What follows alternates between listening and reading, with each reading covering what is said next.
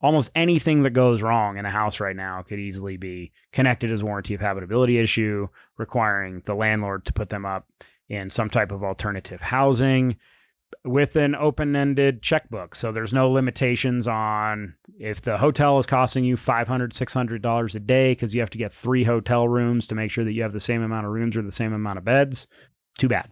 It's just what you're going to have to pay, $15,000, $20,000 a month until you can get your warranty of habitability issue resolved. And the burden basically goes back on the landlord. The presumption is anything that the way the bill is drafted right now is basically anything that the tenant claims is a habitability issue is a habitability issue. Hey, Colorado, Chris Lopez here.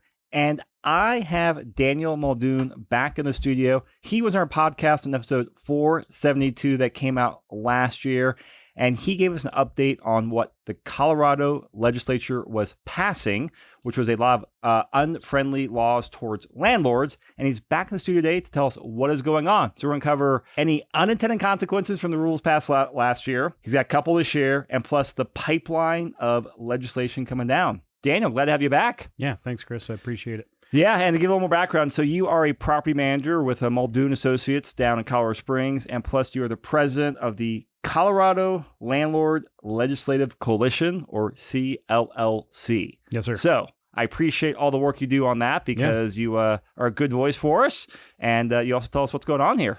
Yeah, thanks. So I do property management in Colorado Springs and Pueblo, and have for, actually, this is my 20th year. So it's kind of crazy. Congratulations. Yeah, thank you. And CLLC, this is my second year as the president of the Colorado Landlord Legislative Coalition, which has been quite the experience. I think it would be kind of like a wartime general. You just get thrown out there in the worst of circumstances. This is probably the worst 3 legislative sessions for landlords that Colorado's ever seen. And I've got to experience all 3 of them, actually, because I was the co-chair in 2021 or 22, and then president in 23 and 24. So it's been an interesting experience. I actually heard a statistic yesterday or a couple of days ago that I thought was interesting. As far as controversial things that are going on at the Capitol, there was 11 bills that had something to do with gun control, and there was 13 bills that had something to do with housing. So the legislature is more focused on housing than they are on gun ownership, which I'm not arguing for or against. I just think it's interesting in the world of controversial subjects. You wouldn't think housing would rank that highly, but it clearly does. And so it's getting a lot of focus from the legislature. And like you said, last year when we spoke, we monitored 40 plus bills with the CLLC last year, and many of those did not pass. So rent control was one that did not pass. For Cause Eviction did not pass. But many of them did. I think about 6 or 8 that passed and required modifications in the way that we do landlording in some way, shape, or form. And the promise last year from the legislature was anything that they didn't get passed in 23, they would be reintroducing in 24, and they have done so. So the For Cause Eviction that we fought hard against last year was introduced again as a new bill in 24, and modified substantially, but still not great for, in my opinion, anybody, but for landlords specifically. So that bill ended up originating in the House again. It was HB 24-1098 this year. They renamed it. Last year it was called Just Cause Eviction. This year it was called Cause for Eviction of Residential Tenant. So there was a slight modification in the name change. Obviously the bill number changed. Originated in the House with the same bill sponsors plus a couple others. Passed through the House in a modified version of what we saw last year. And so basically last year when it was introduced, it was a very broad, sweeping bill. It was very short. And what I've learned in legislation is most of the time you want a longer bill, not a shorter bill, because a shorter bill usually use much broader words and harder to interpret because they just say all landlords, must rent to any tenant. That's a lot different than 40 pages of well, this landlord has to rent to that tenant based on this information, which gives some more interpretation. So last year, which was a pretty short bill, especially upon introduction, looped in a lot of problems. This year, I think the bill was introduced, it was almost 20 pages long. I think it ended up about 20 pages long. It's not great by any stretch of the imagination. The CLLC was pretty much the only organization standing against it at the end. The realtors had gotten the things that they wanted out of the bill, and they went neutral on it. The apartment association went neutral on it. We saw it being detrimental to virtually every landlord in the state. So we held firm in an opposed position, and we fought till basically the very end, almost with pitchforks. It was a pretty good turnout with our members and with our board and our leadership with the CLLC. But it ended up passing out of the House. Passed out of committee, went to the Senate, passed out of the full Senate with some amendments, and then went back to the House and passed out of the House about a week ago and ended up on the governor's desk. So the CLLC's drafted a veto letter basically to the governor that I'm getting text messages on as we speak. That we'll be sending to the governor asking for a veto. I'm not optimistic. I say the odds are low on that. In my opinion, yeah. And it's very frustrating because Governor Polis at the end of the legislative session last year basically said that any bills that were introduced this year that did not reduce housing prices or increase affordability, he was not really interested in seeing, and he intended to veto him. Like I said in the podcast last year, he also said those things while signing bills that did nothing to help reduce housing prices and or availability. So it's unfortunate because I think he'll probably end up signing it, and it doesn't create more affordability and it doesn't create more accessibility. So the two key things really have been ignored, and I think that's really frustrating. And this process has been difficult for, I think, tenants as much as landlords. And that's where my beef comes in is, yes, we represent landlords, but it needs to be a reciprocal relationship. We have to have tenants. They have to have houses. We can provide that for them. Market conditions exist. I mean, we can't give it away for free. And most small landlords have virtually no return on it. I mean, many of them are mortgaged.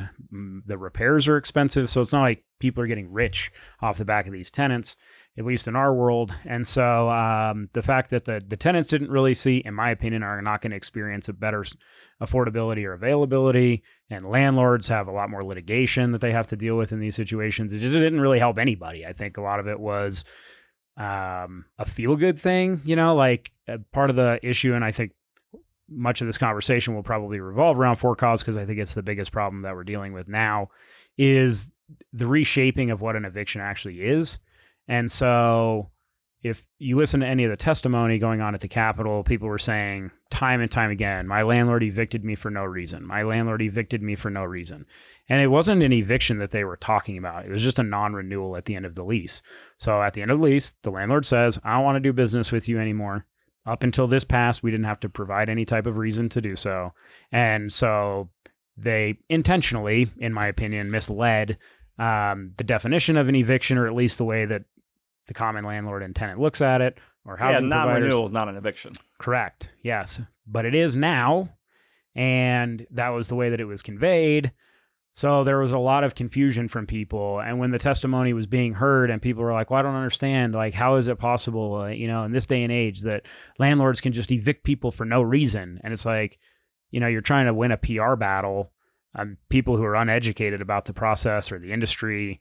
And so it was unsuccessful, and many people think that landlords could just show up on your doorstep with no notice and throw your stuff out on the street and evict you at any point in time, because that's the stories that were said, even though that's never was the reality and definitely isn't the reality going forward. So I read one of your emails to the CLLC. I read the original version of the bill. I have not gone into detail on the modified one. Can you give me and the audience the executive summary of what the bill that's sitting on Polis's desk now looks like? Yeah, so basically landlords are required to give 90 days notice for non-renewal in every circumstance, and you can only non-renew for the reasons that are outlined in the bill. And you have a burden of proof to prove that that is a reason for the non-renewal. So any reason that you give and any reason that was allowed, even in the legislation, is really a point of contention, because if a tenant wants to argue that that's not true, you're going to have to actually prove a case and go through a legal eviction of removing them, taking them to the courthouse, going through that whole process instead of using non-renewal. So we foresee evictions are probably going to increase what we would consider an eviction, like the actual legal process of removing somebody that is likely going to increase because non-renewal is not an option, a tool that we have anymore in these situations. So you basically have to provide them with 90 days notice. And unless it's one of the 8, I think it is, line items, you have to guarantee renewal for them in perpetuity. You cannot raise rent in retaliation of this bill, basically. So you can raise rent. There's no official rent control, but if you raise rent with just the intent of running somebody off, so that they leave instead of you having to go through the eviction process, you can't do that. How do they determine if you're raising rents in retaliation? That seems like it's hard to quantify. I think it is, but I think if you go from market rent and you double it, it would be hard to justify a double or a triple rent increase. Not talking about 5% or 10%. No, I think if it's justifiable in the market, and a lot of that is subjective.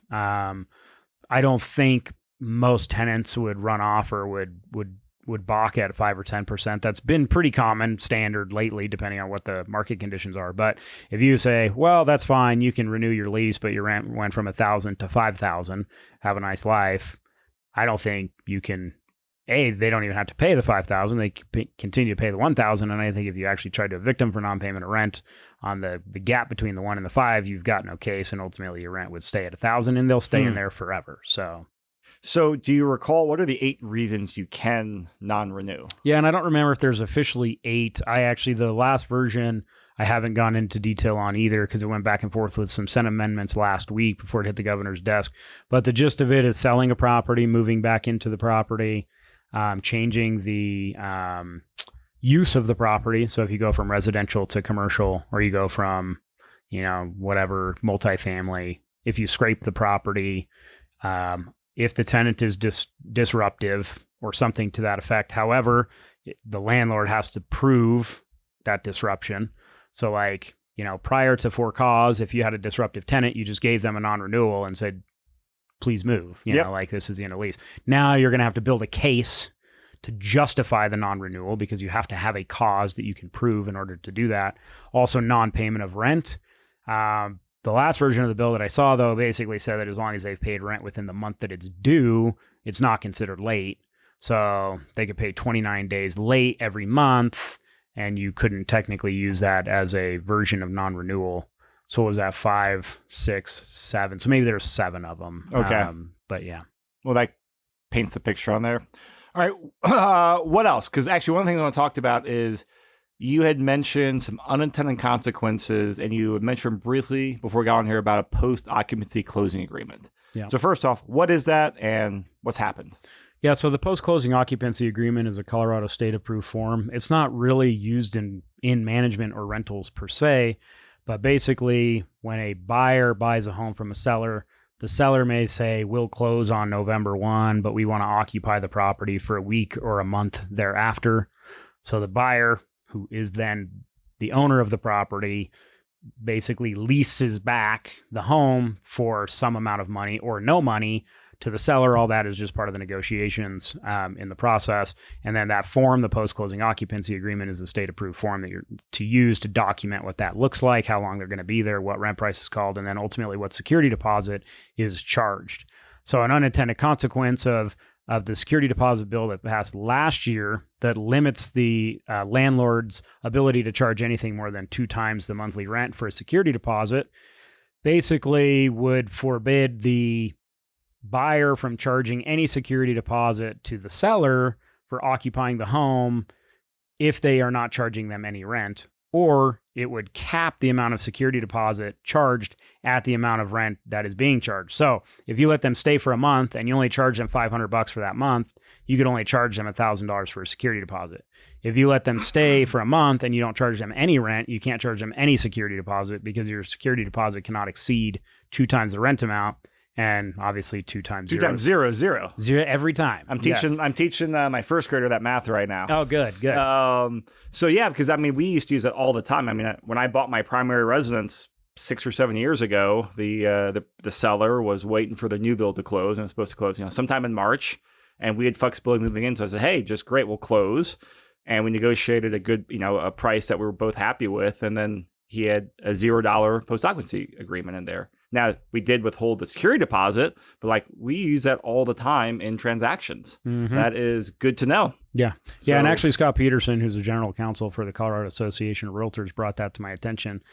Also, well, he posted a video about it and I saw it. Also, the thing that I find interesting is the security deposit within the post-closing occupancy agreement is a legitimate bona fide security deposit and must be treated as such. So why that's important is in a recent transaction in my office, the buyer did a post-occupancy. The seller stayed there for a week. The seller vacated the property. The buyer moved back in. The buyer said there's dog poop in the backyard, and I'm going to keep your security deposit because you didn't clean the poop up in the backyard. Was that really the reason? Yeah. Well, then come to find out that it wasn't even poop. It was actually lawn aeration because they had aerated the property and the little aerating plugs that they pull out of the yard. So it ended up being an even more ridiculous thing. But the buyer didn't understand that you have to provide a security deposit disposition if you're going to charge anything against that. That has to be done within 30 days. It has to be mailed. Just all the statute exists for a security deposit. You can't just arbitrarily decide I'm going to keep this amount of money for no reason. So I do think that there's some exposure, and I think that the buyer's agent should probably explain to them what that means statutorily and how they would have to account for the charges against that security deposit, because I think oftentimes buyers think it's just their money. And so they keep whatever amount they think is, even though there's no way it would have cost $500. Do they have to hold that? Are they supposed to hold it in like a trust account? If they're not licensed, then they do not have to hold it in a trust account. But they have to follow the rules and keep it. They have to properly document and notify. Correct. Otherwise, the seller or buyer end up owing like triple damages? Treble damages, yeah. Plus court costs and legal fees. Okay, so for some non-dog poop costs. Yeah, it could have cost a gal $1,500, almost $2,000 if they wanted to play the game. So in that situation, they came to an agreement like many of these things do. But I found it interesting because I don't personally use the form all the time. Yeah. But it very specifically says security deposit, which triggers everything in the statute. It's good to know.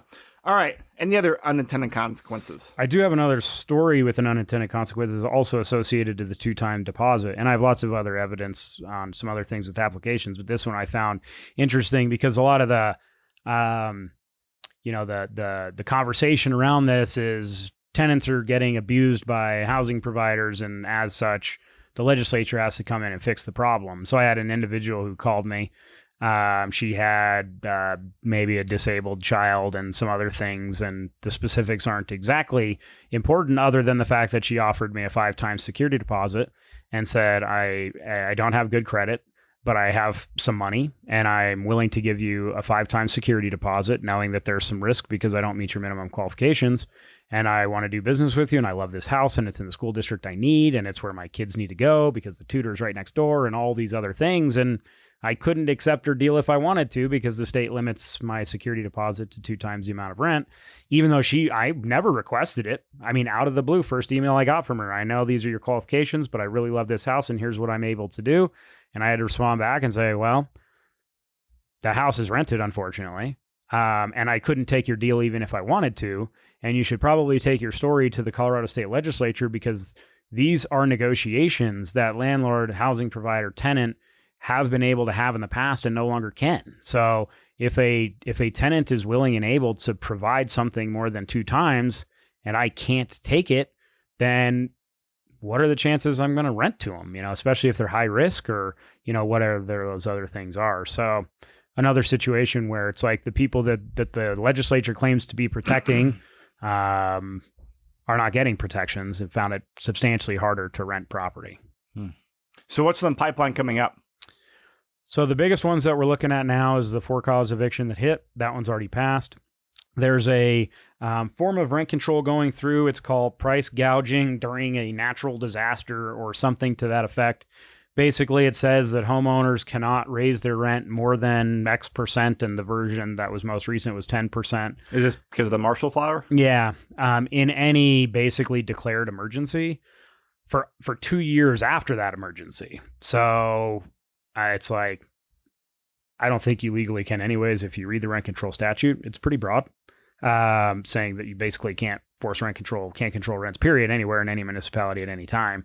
So I think this is contradictory to that. But also, like 2 years later, I find it interesting that if the market conditions changes unrelated to the fire or to the flood or anything else, you're stuck raising rents only to this maximum of 10% that's put out there. Is this like within like a certain mile radius of I think there was some stipulations on proximity to the event.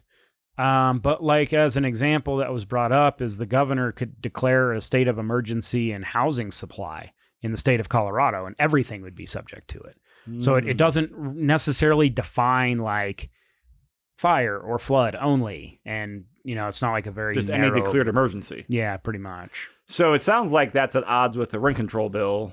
So if that gets passed, that might go through the court system and could. I mean, the problem with it is like the cost of litigation and the time of litigation is how do you make it happen? He's don't gonna really foot that know. bill, right? Yeah, and how are you going to get it in front of the courts? So it's not the right thing to rely on and assume. Well, and you really can't even do it in court in this state right now, anyways. I think Colorado's the only state in the nation that ruled that the CARES Act is still in effect, which was a federal law from during COVID times. So I think Colorado, maybe there's one other one that's requiring landlords to post a 30-day notice of demand for non-payment of rent if you have a covered property. The state Supreme Court has consistently ruled in favor or in opposition to housing providers. So even if you had a case and even if you could litigate it, you would likely want to appeal it to the Supreme Court. And it's very poor environmental conditions, I think, for those types of things at the Supreme Court level right now.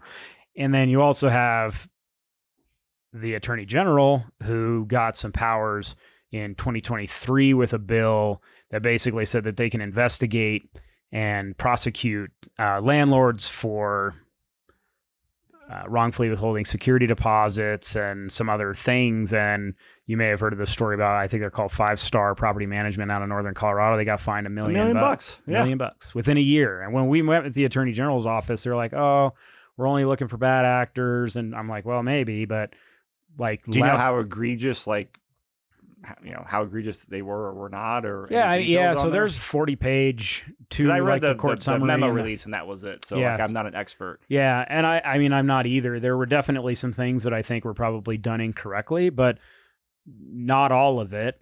And it's a bit frustrating because any of those tenants could go and sue the landlord independently. But for the Attorney General to come in and say, like, we're going to fix this problem on your behalf, oftentimes outside of like what the contracts say or what that arrangement looks like, I think is problematic. But the Attorney General office has been fairly weaponized recently. Lots of these bills coming out, they're trying to lump in the offenses into a deceptive trade practice, which is like substantially more costly to defend against. And give me an example. I didn't quite understand. So like a deceptive trade practice at the state of Colorado is like if you're intentionally doing something to deceive the public. Oh, right? Okay. So like some of these bills, like if you're erroneously charging an undisclosed fee, they want to consider that a deceptive trade practice. So as opposed to just like you saying, hey, you erroneously charged me this fee, give me my money back, or I'm going to sue you for X amount plus X amount for damages because of that, it creates a different threshold as a deceptive and unfair trade practice. The Attorney General can prosecute it more effectively. The treble or the damages associated with it are much more punitive and costly. And so it's like there are many things, like there was a time where deceptive trade practice was meant to be like the worst of the worst. And now some of these bills are saying if you don't disclose that you charged a $30 fee on this thing, that's a deceptive trade practice. And, we're going to come after you. Okay. As if we would have somebody who went and knocked on an old lady's door, said he was going to do some construction work, stole all her money and never showed back up. So it's like things that really shouldn't reach that threshold are now, the way the legislation is written is sort of connecting it there and making it way more expensive, way more egregious, in my opinion, in a lot of these situations. And many of the problems that they're trying to solve are fairly isolated. I mean, I know that the supporting parties brought lots of testimony forth, as did the opposition, us.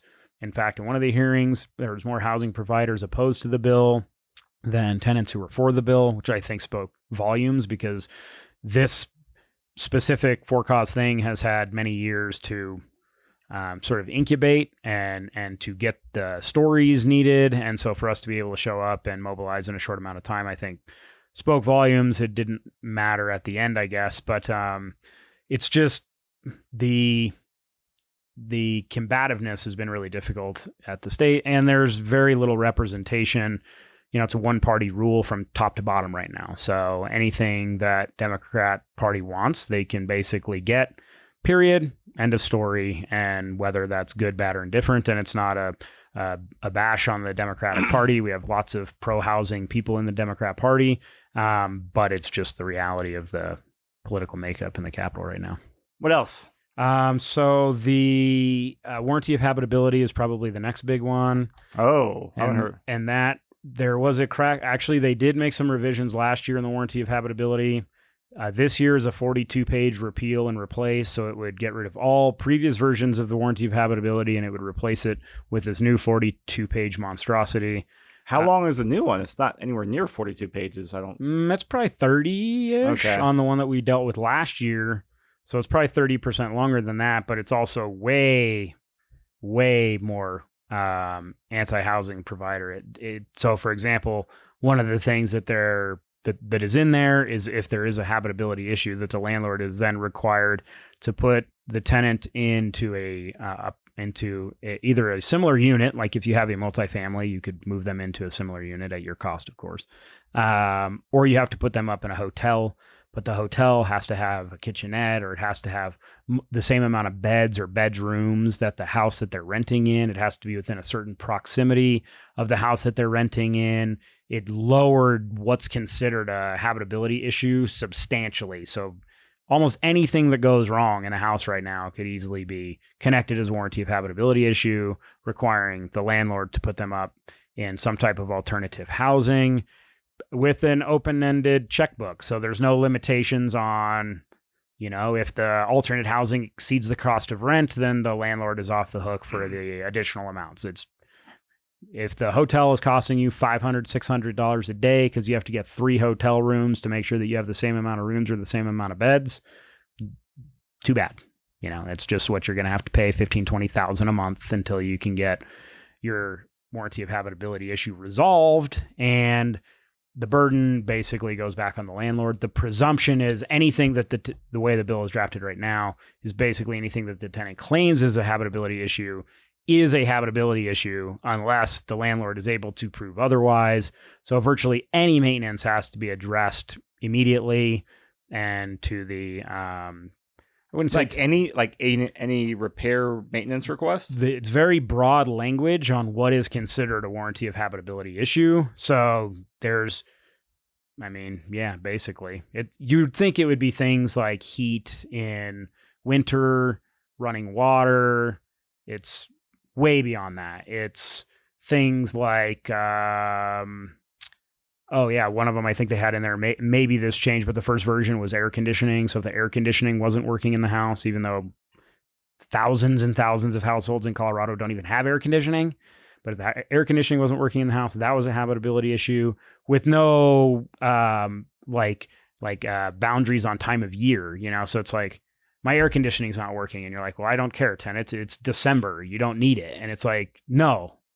It's a warranty of habitability issue, and I want you to take care of this. And you have to fix the air conditioning, just things like that put a cost burden on the landlord for, honestly, things that probably are not as important as they could be. And so is that in committee right now? No, it's passed out of committee. That one originated in the Senate. I want to say it's in the House right now. So they're going back and forth on it, because we did testimony and we did testimony at the committee, and that was a couple of weeks ago. So that one's currently lingering. I don't know the exact status right as of this moment. Okay. And you were about to say something. I cut you off there. Probably unimportant, or I'll come back around. Okay. Come back to remember it. Yeah. All right. So we got that. What else is in the pipeline? There's a bill called the Prohibition of Algorithmic Pricing Devices. I'm impressed you recalled that from memory. It might not be exactly say it 3 times fast. But it's something to that effect. And basically what the legislature's saying is You cannot use rental algorithms to determine rent prices or renewal rates. Yep. So the problem with that is the way that the bill was initially drafted is basically the MLS would be considered an algorithmic pricing device. So you couldn't use MLS data. Lots of other softwares could have potentially been lumped into that. You'd basically have to reach out to each software provider with what the definition is that the state had used and say, do you use any of these things in your pricing recommendations? And if you do, then I can't use your system any longer. Well, because I think AppFolio is probably the most common PM software, and AppFolio has their internal written recommendation for you property managers. Does that fall under that algorithmic review, if I can say it right? Yep. Okay. Yeah. So basically, the way that the bill was drafted is any non-public information that is used to determine pricing would be illegal in this situation. So because AppFolio is pulling rented data within their system and generating a recommendation, then my interpretation is yes, that would be contradictory to this bill. So if that goes through, what's the alternative? Are you having to call other landlords and do manual rent studies? I'm not entirely sure what it would look like. I suppose you could call. I suppose you could put out a survey. I mean, I don't know ultimately what the bill would look like. This one has kind of gone a bit stagnant in the last several weeks, maybe because of budgetary things, maybe because landlords have just gotten pummeled for really no reason for the last 3 legislative sessions. I don't know what it is, but it's kind of stalled, but it is a bill that's out there, and at any point in time it could be revitalized. And so I don't really know what ultimately you would do. Now, if you use systems that don't have non-public information, so if you just do a report on realtor.com, and it's only using advertised pricing and not post-negotiated rental pricing, that would not fall under this bill. The reason why the MLS would technically get lumped into it is because what the property leased for, because I told you what it was, but that information is not syndicated to the public. And so they're basically... What about the Zillow apartment.com database and their umbrella of properties? Yeah, so the way I understand it, and I did ask them, and I did put this on their radar, and I did tell them they should show up in the state of Colorado to have a conversation because I thought that these things could have implications. Allegedly, they don't think it did, which is fine, but they claimed that the data that they use is only for the marketing prices and does not have any non-public information in it. So it could be fine. But I think it would behoove the people using it to get that very clear if this bill were to pass. Yeah. What else? I think those are the big ones. Let me just take a buzz through my list here and see if I missed anything that was pertinent. But, oh yeah, this one was actually kind of interesting, even though it doesn't have to do exactly with housing, but it's a name change to conform with gender identity. So basically, if you're unable to identify your gender, and that's probably an entirely different podcast, you can change your name to align with the identity that you've chosen. The problem with that is, all criminal background history is associated to the person's name. So okay. If you change your name because you changed your gender, then all of your criminal history basically disappears. So if you're running background checks on these folks, or whatever it happens to be, you wouldn't really be able to find criminal history because their name that they changed to wouldn't be associated with whatever histories that they have. And their new name is not linked in the database as far as the background checks? It's not a requirement of this bill. There has been some conversation about that. We can't really, unrelated to housing. That has more consequences than just housing, right? That's across all industries. Anything is background checks, right? Yeah. Well, yeah, correct. Any industry that does a background check for any reason, criminal would be able to or wouldn't be able to pull that information. So, they could pull the information, but it was come back as 0 because the name wouldn't have any criminal history. Unless, of course, they changed their name based on their identity and then got convicted of some sort of crime under that name as well. But then you could, I suppose, just readjust your identity, your gender again, and identify differently with a different name. So that one has not made, it's not directly associated with housing, but it does have some implications because most of us do criminal background checks. We touched on 1098, which is the just cause. and the habitability we touched on. So there is another interesting one that's out there, even though it doesn't directly affect landlords, and it's occupancy limits, the prohibition of occupancy limits. So right now there's no law in the state that limits municipalities from limiting occupants. This bill would come out and basically say that no municipality could enact limits on occupancy. So an example, like Fort Collins, they allow 3 unrelated people to live in a house.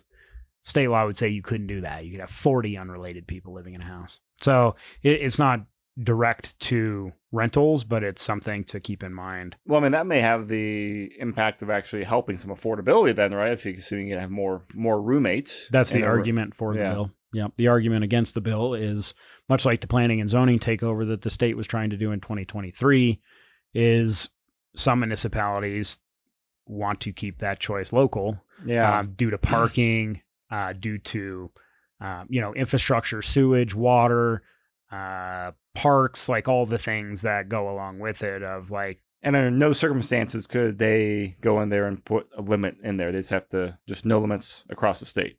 Pretty much the way that the bill was initially drafted. Now that one's kind of bouncing around too, and I don't know what the final version is or where they're at specifically on it. But yeah, I think there might have been some minor, like if you couldn't get water to it, but other than that, it was basically like you have to allow it. I think those are the price gouging we hit. Oh, this is actually a good bill that we're monitoring, and it's getting the eviction data reports. So the courts would basically have to provide to the state monthly evictions that actually occur. So like cause for eviction, the non-renewals is different. Like this bill is saying if you go to court and you're getting evicted with an FED and you got to go, they want to collect data on that to determine why they're happening. And then if we have a problem with evictions, I'm a proponent of the bill personally because I think it gives us clearer data on what we're looking at, because nobody knows if we're evicting really 80,000 people, 500 people, and why we're evicting them. Overwhelmingly, the statistics I've heard is non-payment of rent. So if it's like, if that is in fact the issue, then all these other issues that we've drummed up become non-issues, and you can fix that problem in one of many ways. But so that bill is out there, but it doesn't directly affect landlords necessarily. We talked about the Warranty of Habitability bill. Yeah, those are the ones that we're dealing with this year. Okay. So that's quite a lot in the pipeline there. Less than last year in numbers, but as problematic or more problematic than last year.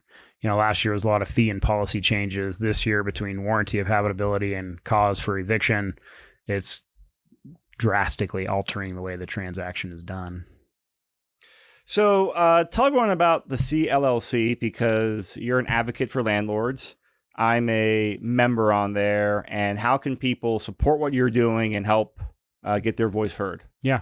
So our website, which I assume you'll put in the show notes because honestly it's long, it's the Colorado Landlord Legislative Coalition.com. And very hard to type out. We're working on that. And I think last time... It gets you close enough. Yeah, it gets you close enough. And we're actually getting... Oh, sorry, it's even.org. We're getting quite a bit of traction now, though. Just a lot of housing providers who are searching and finding us through there. So yes, we are advocate for the small housing provider. We don't not represent larger housing providers, but most of them fall under the umbrella of the apartment association. So the majority of the folks who join our club are, 5 or 10 or maybe 20 units or less, and all over the state of Colorado. And we want as much representation as we can possibly get. If you're a realtor, you need to join the CLLC as well. If you're in the apartment association, you probably need to join the CLLC as well, especially if you own, some people own an apartment unit building and they own 2 single family homes. And oftentimes you're not getting representation on both of those from any of these organizations. And by not being at the table, you're just getting eaten up, to be honest. We're pretty small, but we fight hard because we think it's really important on what we're doing. And honestly, the people who we represent don't have the same ability to litigate as the bigger guys. So, sometimes they're not as interested in what happens with these bills because they've got full-time legal staff and they'll go fight them in court all day long and run them out of money anyways. So we don't really have that ability. So we're looking always for new members.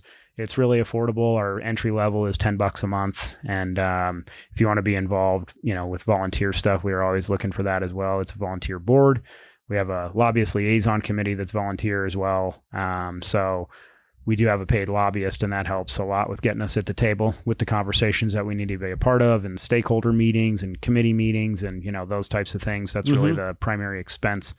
And so in the next few years, I really want to ramp up the revenue. It would be nice to have a full-time executive director who's just, moving and shaking all day long. Yes, who's dedicated and focused full-time. Yeah, exactly. Because you have to run your business and you have a family. Yeah, actually, somebody the other day was like, wow, I can't believe you do this full-time. Don't you get worn out? I'm like, I have a business. This is a volunteer thing. And they were like, oh, we thought you were just like the guy for the CLLC. I'm like, well, I guess that's good, but no. I have a business to run.